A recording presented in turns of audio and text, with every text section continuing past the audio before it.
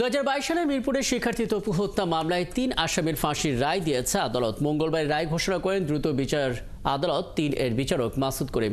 ফাঁসি সাজা পাওয়া আসামিরা হলেন আরিফুল ইসলাম, ইমরান হোসেন এবং ইয়ামিন মোল্লা। মামলার এজাহার থেকে জানা যায়, অপহরণের পর মুক্তিপণ না পেয়ে শিক্ষার্থী নুরুল আমিন তপুকে শ্বাসরোধ করে হত্যার পর লাশ বস্তাবন্দি করে জোহরাবাদের বেড়িবাঁধে ফেলে দেওয়া হয়।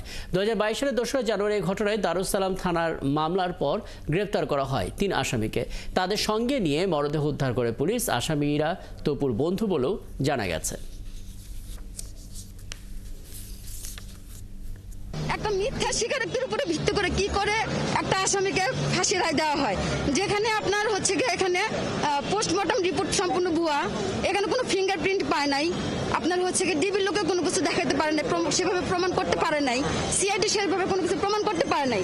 শুধু স্বীকারোক্তির উপরে ভিত্তি করে কি করে একটা আসামির ফাঁসি রায় হতে পারে। বিজ্ঞ আদালত যুক্তিতর্ক খণ্ডনের পরে 3 জন আসামি আরিফুল ইসলাম হাজতি, ইমরান হোসেন হাজতি, ইয়ামিন মোল্লা জামিনে পলাতক, প্রত্যেক আসামিকে মৃত্যুদণ্ডে দণ্ডিত করা হয় এবং 50,000 টাকা অর্থদণ্ড করা হয়।